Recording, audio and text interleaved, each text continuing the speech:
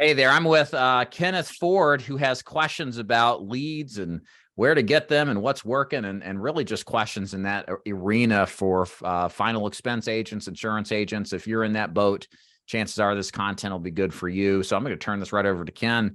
Ken, why don't you kind of take us from the top with your questions and see what I can do to help you? In past years, I found that direct response mailers have been about the best resource that I could find for leads, but can't really find those anymore. Can't find them at a reasonable price.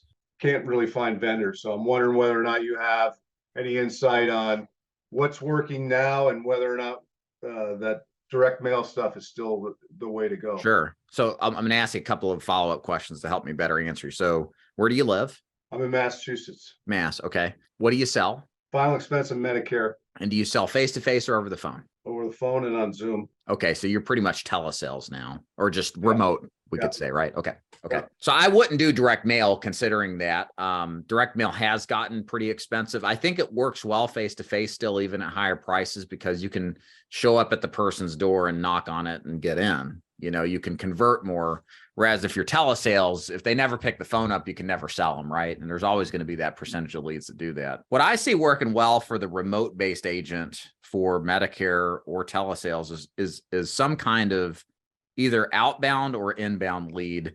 Outbound being something digitally created that is okay quality, but can be scaled up and produced at large volume, or some kind of high quality inbound lead, which is really the cat's meow. It's the hardest thing to get, but those can be good if it's gotten the correct way. So for example, what's working for final expense? I like the following vendors for telesales or remote-based sales. I like happyagentleads.com. I also like ttcleads.com. They've got good leads. They say life insurance. They turn around pretty quickly.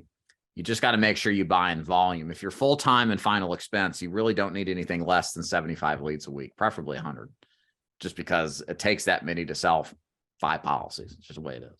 If you're doing self-generation of leads, like where you want to control the management campaign yourself, you can certainly get these courses that are out there and buy them and put them into action, but you got to know how to manage that stuff. It takes some time to learn it. It's not like a set it and forget it solution. You got to manage it continually. I think there's a lot of opportunity, believe it or not, in final expense and Medicare too, in TikTok.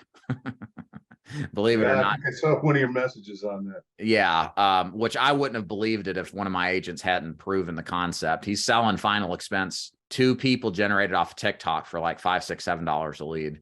And the reason it works so well is there's just not a lot of competition.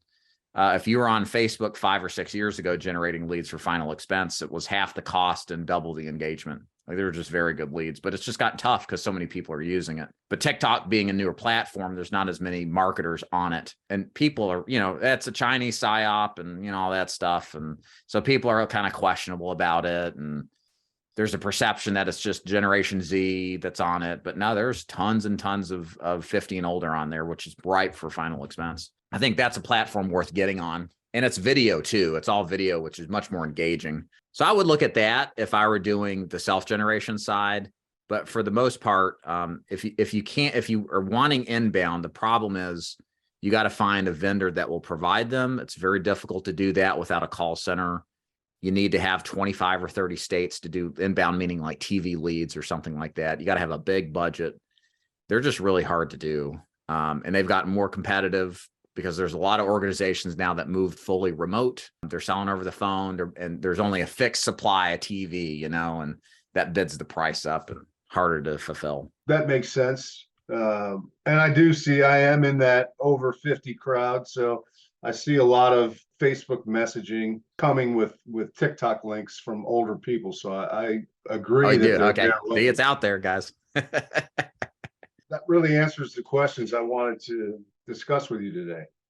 Yeah. So again, just kind of rounding it out here. The main thing I'll impress upon you, Kenneth, and everybody else listening is that if you're going to go telesales or remote, you have to buy a lot of leads. It is not just a quality issue. It is a quantity issue. The unique circumstance you have as a telesales agent is that it's hard to get people to pick up the phone. It's very difficult. And the only way you can there's some things you can do to overcome that, right? Texting, triple dialing, that kind of thing. But the real way to overcome that is through mass quantity and mass action.